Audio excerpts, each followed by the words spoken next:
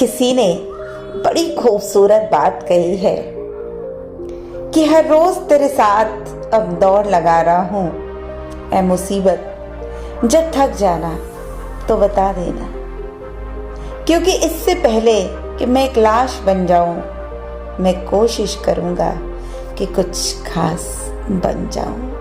नमस्कार दोस्तों, ईश्वर सदैव आपका भला करे और आपकी झोलियां ईश्वर के आशीर्वाद से, उसकी रहमतों से हमेशा भरी रहे। दोस्तों, कितनी बार मुसीबतें, परेशानियां, तकलीफ हमारी जिंदगी में आती हैं और उन मुसीबतों को, उन परेशानियों को, उन तकलीफों से हम बहुत ज्यादा दुखी रहते हैं। चलिए आज आपको एक कहानी बताते हैं जो आपकी सारी मुसीबतें, चिंताएं सब कुछ खत्म कर देगी। शायद इस कहानी को सुनने के बाद आपकी जो भी प्रेजेंट सिचुएशन है उसमें भी आप खुश हो जाएंगे।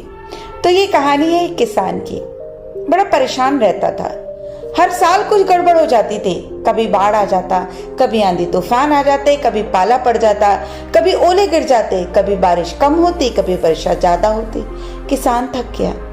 एक दिन परमात्मा से बोला, किसानी नहीं आती ना भगवान तुझे, तूने कभी किसानी नहीं की, तुझे क्या पता किसान कैसे काम करते हैं, कैसे खेती करते हैं, कैसे फसल उगाते हैं, कैसे अपनी जिंदगी को चलाते हैं।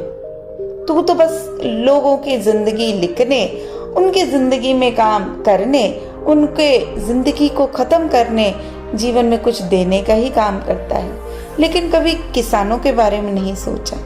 अब तू जो इतनी भूल चूके करता है ना, जिसकी वजह से मैं इतना परेशान होता हूँ, उसे देखते देखते थक गया हूँ। तुझसे बस इतनी प्रार्थना है कि एक साल का मौका मुझे दे दो, मैं तुम्हें दिखाऊंगा कि खेती कैसे होती है।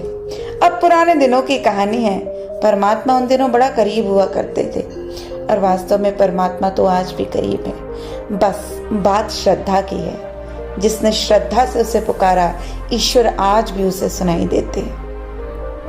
अब उस किसान ने बड़ी श्रद्धा से आकाश के ऊपर मुंह कर कर कहा, एक दफा मुझसे एक साल के लिए मौका तो दे दो, एक बार मुझे भी थोड़ा सा काम तो कर लेने दो। जिंदगी भर मैंने तुझे मौका दिया कि जैसा तू चाहता है वैसा करूंगा। तुम हमेशा जो करना चाहते थे वो तुमने किया। खेत लहलहाता है, इतने में पाला पड़ जाता है, ओले गिर पड़ते हैं, कभी वर्षा ज्यादा कर देते हो, कभी कम वर्षा कर देते हो। परमात्मा एक साल तो मुझे दे दो। परमात्मा उसकी बात को सुनते हैं, हौले से मुस्कुरा देते हैं और बोलते हैं, ठीक है, आने वाला जो साल है वो तू संभालेगा। आने वाला वर्ष किसान ने संभाला और तर्क से संभाला। ना तो ज्यादा वर्षा हुई, न ज्यादा ओले पड़े, न तूफान आया, न आंधी आई, न झंझावात उठे। सब बड़ा शांति से चला और खेत भी ऐसे बढ़े कि किसान की छाती फूली न समाई। इतने बड़े पौधे कभी हुए ही नहीं थे। दुगने पौधे हुए, आदमी छिप जाए उनमें। इतने बड़े बड़े पौधे, कोई बाधा ही नहीं आई। किसान ने कहा, अब दिखाऊंगा परमात्मा को, इसको कहते हैं फसल और बालें बड़ी बड़ी। और किसान को लगता था कि गेहूं के दाने भी ऐसे होंगे कि बस दुगने तिगने बड़े होंगे।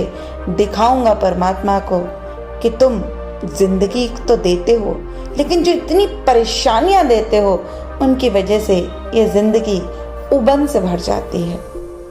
फिर फसल कटी, लेकिन फसल कटने के बाद किसान अपनी छाती पीट पीट कर रोने लगा, क्योंकि बालें तो बड़ी बड़ी थी लेकिन उनके अंदर एक भी दाना ना था।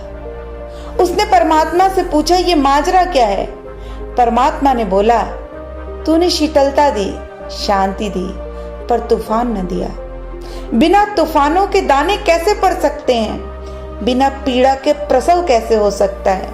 तूने सब सुविधा दी, मगर सुविधा में जीवन का जन्म ही नहीं हुआ।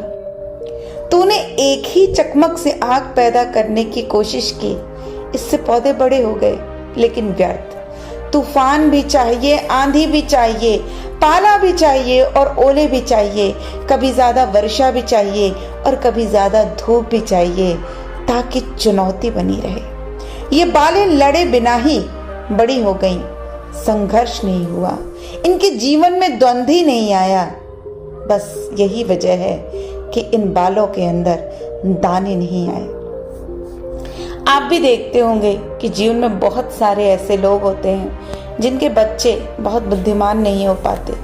कारण इतना नहीं है कि उनको कुछ मिला या नहीं मिला, कितनी बार कारण ये बनता है कि उन्होंने कभी जिंदगी में कोई तूफान आंधी ही नहीं झेली होती है और सिर्फ सुविधा व सुरक्षा में जीने की आदत की वजह से बहुत ऊंचाइयों पे नहीं जाते। तो याद रखिए, जब भी जीवन आपको बहुत ज्यादा चुनौती दे रही है तो निश्चित रूप से यह आपका भाग्य लगाने का टाइम आ गया है, क्योंकि जब आप पीछे जाएंगे उतनी ही तेजी से आप आगे की ओर जाएंगे।